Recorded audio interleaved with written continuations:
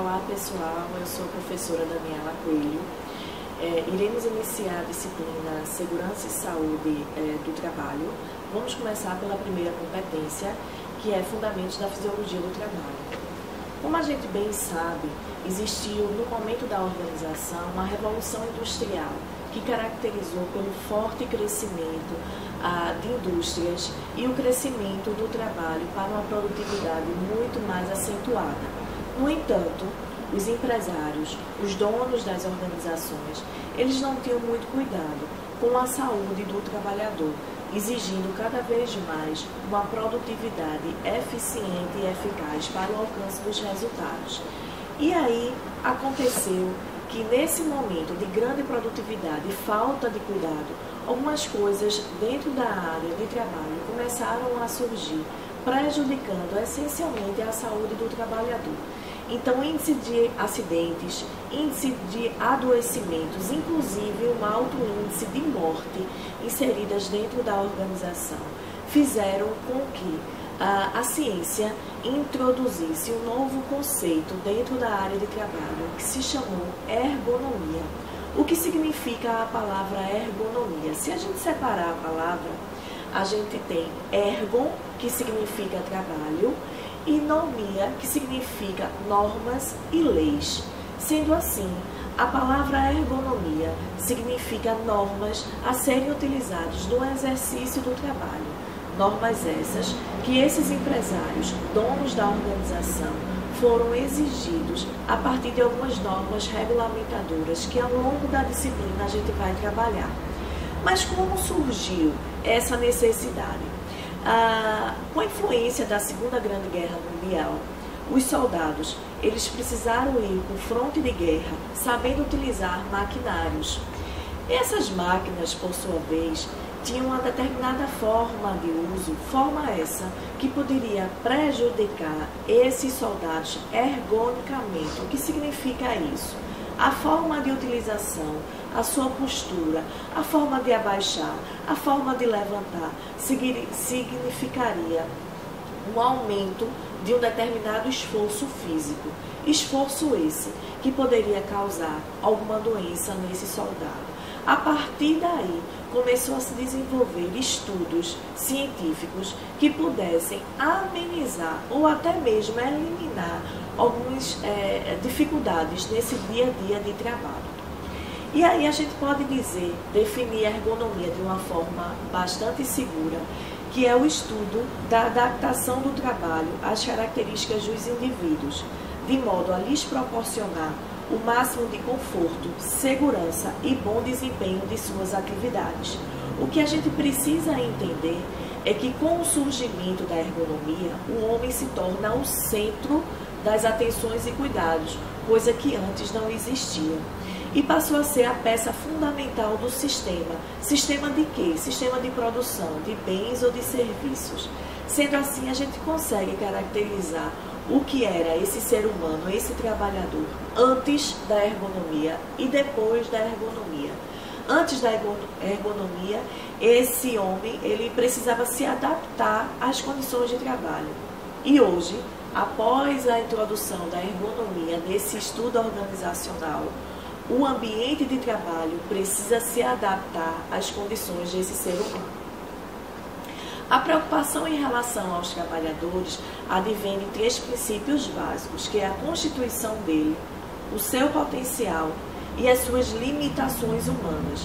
Existe uma frase que ela é muito interessante nessa área que eu gostaria de ler para vocês. O trabalho deve ser motivador e permitir a satisfação física e mental do funcionário e não ser encarado apenas como um meio de sobrevivência, como alguns funcionários ou algumas organizações acreditavam ser.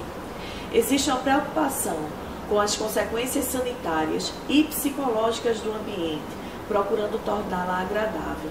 Eu gostaria de ressaltar nesse momento que quando algumas pessoas que não têm muito entendimento na área de ergonomia acreditam que apenas as condições do ambiente são importantes. As condições do ambiente, sim, mas as condições psicológicas desse ambiente também é fundamental para o exercício de uma boa atividade de trabalho. A ergonomia possui 3 fases. A primeira considerada a ergonomia tradicional. O que significa isso? Dar uma nova dimensão aos postos de trabalho. Vamos entender postos de trabalho aqui como um ambiente de trabalho, possibilitando a melhoria no alcance motor e visual dos funcionários. O que é isso? Melhoria nos aspectos relacionados à área motor e visual no dia a dia de trabalho, ou seja, a locomoção muito mais simples, a visualização também simples, no sentido de não afetar nenhuma característica física desse indivíduo. A segunda fase é a ergonomia do meio ambiente. Entender a relação do homem com esse meio ambiente. Em que sentido? Entender que aspectos físicos desse meio ambiente podem interferir de forma significativa na saúde do trabalhador.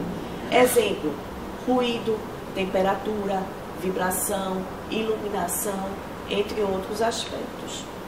E a terceira fase é a ergonomia de software ou cognitiva, que significa a elaboração de sistemas de transmissão de informação mais adequados à capacidade mental do homem, muito comum à informática e ao controle automático de processos industriais. Para ficar mais fácil, é a ênfase do processo cognitivo do ser humano para facilitar o seu dia a dia de trabalho, ou seja, uma instrumentação para facilitar o desenvolvimento das atividades diárias. A classificação da ergonomia, ela se divide em ergonomia de concepção ou ergonomia proativa. É importante, antes do início de qualquer atividade, eu vou abrir uma empresa, eu vou abrir um departamento da empresa, eu preciso visualizar as instalações para verificar se a empresa ergonomicamente está dentro das normas exigidas. A segunda, ergonomia de correção ou ergonomia reativa. Nesse momento, as atividades já foram iniciadas e eu preciso verificar se existe ainda algum problema que não foi inicialmente identificado e que eu preciso corrigir agora. Ergonomia de conscientização. Os próprios trabalhadores são capacitados para identificar e corrigir problemas ergonômicos que possam surgir no seu dia a dia de trabalho. Eles são capacitados através de treinamentos, através de palestras, e eles conseguem visualizar todo o ambiente de trabalho. Quarta, ergonomia de participação.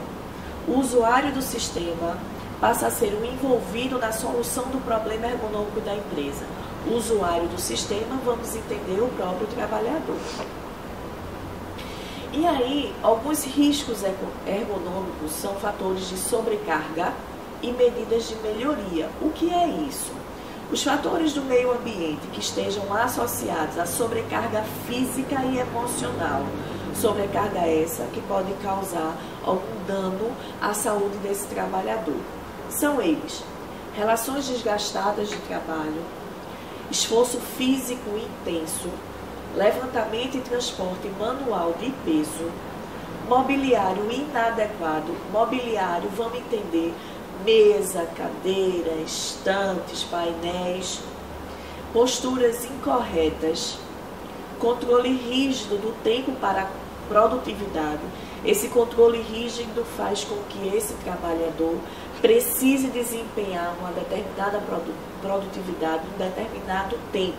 Isso faz com que o desgaste físico e emocional seja muito evidente. Imposição de ritmos excessivos, trabalho em turno e noturno. A gente sabe que algumas empresas, o processo produtivo faz com que eles não consigam parar sua produção. Então, existem vários turnos e o que a gente chama de as empresas que não param.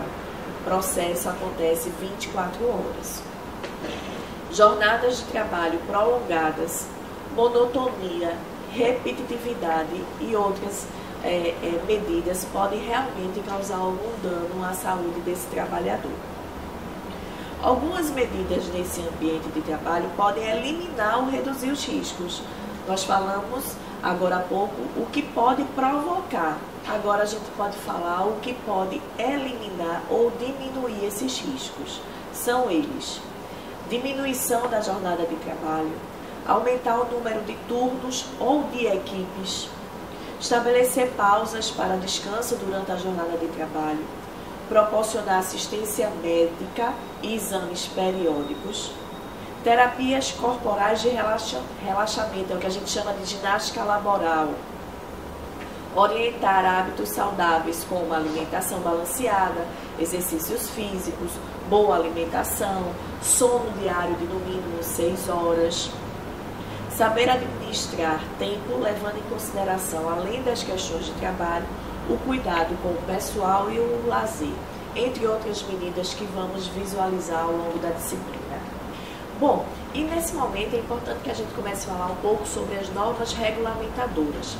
Normas regulamentadoras são normas que foram feitas para que esse trabalhador estivesse assegurado de alguns princípios que precisam ser desenvolvidos dentro de uma organização, mantendo uma normatização adequada. E aí a gente começa a falar sobre a NR17, que fala exatamente sobre a ergonomia. O que diz? Tem como objetivo definir parâmetros que permitam a adaptação das condições de trabalho às características psicofisiológicas dos trabalhadores, exigindo o máximo de conforto, segurança e desempenho eficiente. Estas condições de trabalho incluem aspectos relacionados como levantamento, transporte e descarga de materiais, mobiliário, aos equipamentos e as condições dos ambientes nos postos de trabalho e a própria organização. Eu vou dar alguns exemplos, mas é muito importante que vocês resgatem no material toda a norma descrita e detalhada para que vocês possam visualizar com mais clareza. Bom, sobre levantamento, transporte e descarga de materiais, existem alguns princípios que dizem o seguinte, que o homem ele só pode carregar até 60 quilos e as mulheres até 20 quilos, salvo exceções das mulheres, caso esse trabalho seja bastante esporádico, ela ainda pode carregar até 25 quilos. E é necessário sempre nesse momento um treinamento e instrução quanto aos métodos de trabalho que devem ser utilizados. O mobiliário, o trabalho ele precisa ter alguns aspectos físicos que facilitem o dia a dia de trabalho. Por exemplo, no trabalho manual, tanto sentado quanto em pé, as bancadas, mesas, escrivanias, painéis devem proporcionar condições de boa postura, visualização e operação. Então, geralmente uma postura ereta, sentado, onde eu tenho um campo visual adequado, que eu não preciso ficar baixando e levantando a cabeça, virando o pescoço. Então, isso tudo é muito significativo e isso é totalmente explicado dentro dessa norma relacionada à ergonomia. As cadeiras, os equipamentos eletrônicos, a iluminação, isso garante uma segurança física e mental desse ambiente de trabalho. Bom, precisamos falar um pouco sobre a análise ergonômica do trabalho. É considerado uma ergonomia de correção. Cabe ao empregador realizar a análise ergonômica do trabalho. A gente entende o seguinte, uma empresa quando ela inicia, esse empresário ele precisa ter todo o cuidado no que diz respeito a esse ambiente. Mas nem sempre, quando essa empresa começa a trabalhar, ela nem sempre realiza as atividades que foram previamente descritas. Então é muito importante que essa análise ergonômica ela aconteça mesmo após o início das atividades. É uma análise de correção, de verificação se tudo está dentro dos padrões exigidos. E aí, através da aplicação dos conhecimentos da ergonomia, se faz uma análise, um diagnóstico e, essencialmente, uma correção desses fatores que podem estar causando algum risco ao trabalhador. São feitas análises de uma situação de trabalho com o intuito de adaptar o homem a condições técnicas, condições ambientais, condições organizacionais e condições de regulação do trabalho. A análise ergonômica está dividida em 5 momentos que são essenciais. Primeiro, a análise da demanda. É o momento inicial da análise ergonômica, aqui se busca entender a empresa e levantar os problemas existentes que precisam ser verificados e resolvidos. Análise da tarefa. São analisadas a tarefa prescrita, cujos objetivos e métodos são definidos por instruções. É a tarefa real, ou seja, aquilo que realmente o trabalhador executa. São identificados os diferentes aspectos da realidade do trabalho e as dificuldades. Análise da atividade. É o passo a passo que o indivíduo executa para alcançar objetivos de sua atividade, ou seja, eu preciso visualizar o que aquele trabalhador precisa fazer naquele momento para alcançar o resultado de uma determinada tarefa. Esse indivíduo ele pode estar sendo influenciado por fatores internos e externos provenientes do ambiente. Diagnóstico é a síntese da análise ergonômica do trabalho. E, finalmente, são as recomendações. O que são essas recomendações? Após uma análise total das condições de trabalho dessa empresa, desse ambiente, vai ser feito um plano de ação. E esse plano de ação vai identificar todos os fatores, o momento e a situação que deverão ser resolvidos. Sendo assim, os benefícios trazidos pela introdução da ergonomia na atividade de trabalho são aumento da produtividade e qualidade na elaboração do produto ou serviço, redução das faltas de trabalho devido a acidentes e doenças. Quanto mais se evita a falta de trabalho, mais produtividade a empresa vai alcançar. Satisfação, motivação e conforto do trabalhador. A partir do momento que esse trabalhador verifica que as condições de ambiente são condições satisfatórias para o seu desenvolvimento, ele vai se sentir muito mais satisfeito, muito mais motivado em estar exercendo aquelas atividades. E redução da rotatividade de empregados. Claro, a partir do momento que eu estou satisfeita naquele ambiente de trabalho, por que eu vou mudar?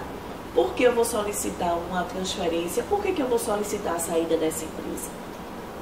Bom, pessoal, nesse momento terminamos a primeira competência. Espero vocês na segunda competência. Até lá!